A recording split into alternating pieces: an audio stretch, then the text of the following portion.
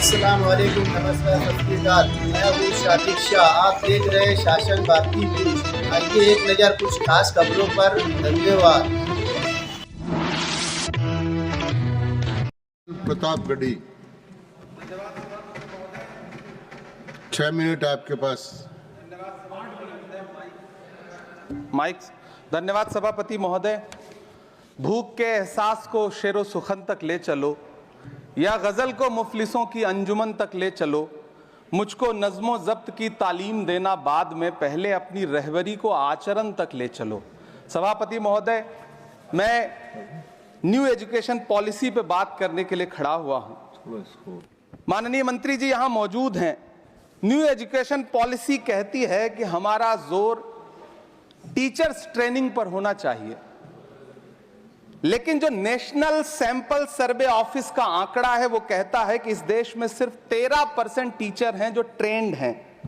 तो मैं माननीय मंत्री जी से जानना चाहता हूं कि क्या जो 87% टीचर्स हैं जिन्हें ट्रेनिंग देने की अभी जरूरत है, उनको ट्रेनिंग देने के लिए हमारे पास क्या रोड मैप रहेगा, और क्या हमारे पास इतने बड़े पैमाने पर कॉलेजेस हैं, रिसोर्सेज हैं जिनसे उन्हें ट्रेन किया जा सके।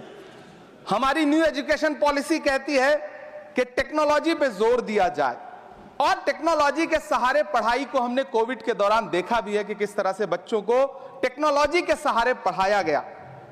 लेकिन मैं माननीय मंत्री जी से पूछना चाहता हूं कि जब इस देश में 80 करोड़ लोग 5 किलो राशन पे गुजारा कर रहे हों, तो क्या उन परिवारों तक इंटरनेट, कंप्यूटर, लैपटॉप जैसी सुविधाएं पहुंचाने के लिए कोई रोड मैप है ताकि उनके बच्चों को शिक्षित किया जा सके।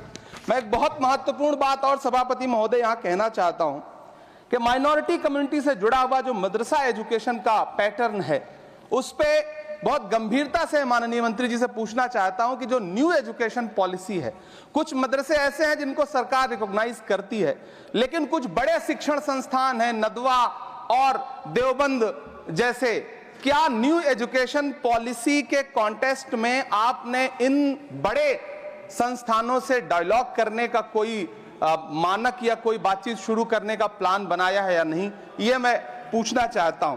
और एक बहुत महत्वपूर्ण बात मंत्री जी से मैं पूछना चाहता हूं कि बहुत सारे माइनॉरिटी इंस्टीट्यूट थे जहां पर स्कॉलरशिप का प्रावधान था, लेकिन आपने मौलाना आजाद नेशनल फेलोशिप को एक झटके में बंद कर दिया। हजारों लाखों छात्र जो उस स्कॉलरशिप के भरोसे अपनी शिक्षा ग्रहण कर रहे थे।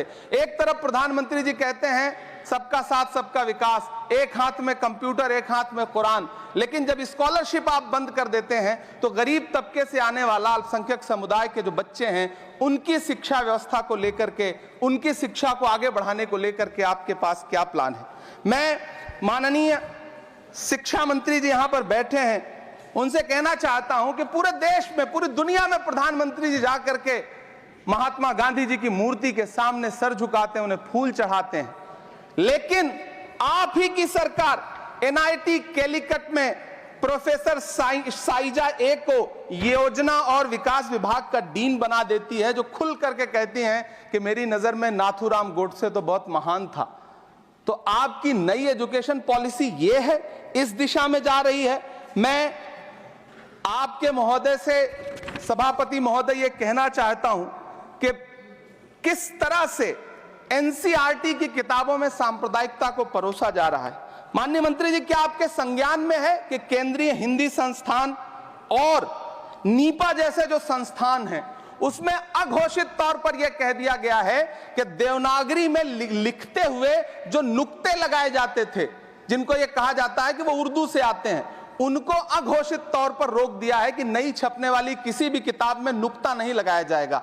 NCERT की किताबें छापने वाले, लिखने वाले कई लोगों से मेरी व्यक्तिगत बात हुई, उनका यह कहना था कि हमें ऊपर से आदेश है, हालांकि ऐसा कोई लिखित आदेश नहीं है। तो मैं आपसे जानना चाहता हूं कि यह नुक्ता हटा करके आप देवनागरी भाषा को मजबूत कर रहे हैं या उसे कर्कश और कमजोर बना रहे हैं। यह मेरा माननीय मंत्री जी से अनुरोध है और यह मैं उनसे जानना चाहता हूं। सभापति महोदय, PM श्री विद्यालय को लेकर के बहुत बातें हुई। मैं एक चीज कहना चाहता हूं कि गाजीपुर एक जिला है उत्तर प्रदेश में, वहां वीर अब्दुल हमीद विद्यालय है धामूपुर गांव में। पिछले दिनों पीएम श्री कंपोजिट स्कूल का नाम लेकर के उस स्कूल का नाम बदल दिया गया, उसके सहारे भी सांप्रदायिकता परोसने की कोशिश की गई। जब सोशल मीडिया पे बहुत हंगामा खड़ा हुआ, हम सारे लोगों ने आवाज उठाई, तब फिर से बेसिक शिक्षा अधिकारी ने नाम बदल करके पुनः उसका नाम बीर अब्दुल हमीद, जो परम चक्र विजेता हैं, उनके नाम पे करने का काम किया। ये इस योजना के थ्रू भी सांप्रदायिकता को जो परोसने का काम किया जा रहा है, उसको मंत्री जी के संज्ञान में है यह बात या नहीं, और रोकने के लिए क्या काम करेंगे। एनसीईआरटी की जो किताबें हैं उनसे हिंदू मुस्लिम एकता के जो चैप्टर हटाए जा रहे हैं, महोदय, एनसीईआरटी की किताबें बच्चों का ज़हन तैयार करती हैं। आप बेसिक तौर पे एक नया इतिहास पढ़ाने के चक्कर में बच्चों को, छोटे बच्चों को जो गुमराह करके उनको एक झूठा इतिहास पढ़ाने का प्रयास कर रहे हैं, आगे चल के दुनिया में वो बच्चे कहां सस्टेन करेंगे। तो मैं माननीय मंत्री जी से कहना चाहता हूं कि शिक्षा और धर्म को एक दूसरे से अलग रहना चाहिए। मैं आज इस विषय पे बात करते हुए एक बहुत महत्वपूर्ण बात और कहना चाहता हूं कि दिल्ली विश्वविद्यालय में पाठ्यक्रम में जो बदलाव किए गए हैं, जिसमें राजनीति विज्ञान के पाठ्यक्रम से भीमराव रामजी अंबेडकर, मोहनदास करमचंद गांधी, मोहम्मद इकबाल और भारत के संविधान पर आधारित शोध पत्रों को हटाया गया है। दलित लेखक बामा और सुकीरथ राणा को अंग्रेजी पाठ्यक्रम से हटाया गया है। क्या ये चीजें माननीय मंत्री जी के संज्ञान में है? समय बहुत कम है। मैं इस नई एजुकेशन पॉलिसी पर आदरणीय मंत्री जी से और सरकार से इतना कहना चाहता हूं कि आप बदलाव के नाम पर ये जो नई चीजें लेकर के आ रहे हैं, कैंपस में जिस तरह की गुंडागर्दी, अभी एक माननीय सदस्य ने बोलते हुए जेएनयू का जिस तरह से जिक्र किया कि जेएनयू में इस तरह के नारे लगे, कुछ नकाबपोश लोग आते हैं, नारे लगाते हैं, चले जाते हैं, पुलिस सालों साल गुजरने के बाद उन नकाबपोश लोगों को ढूंढ नहीं पाती है।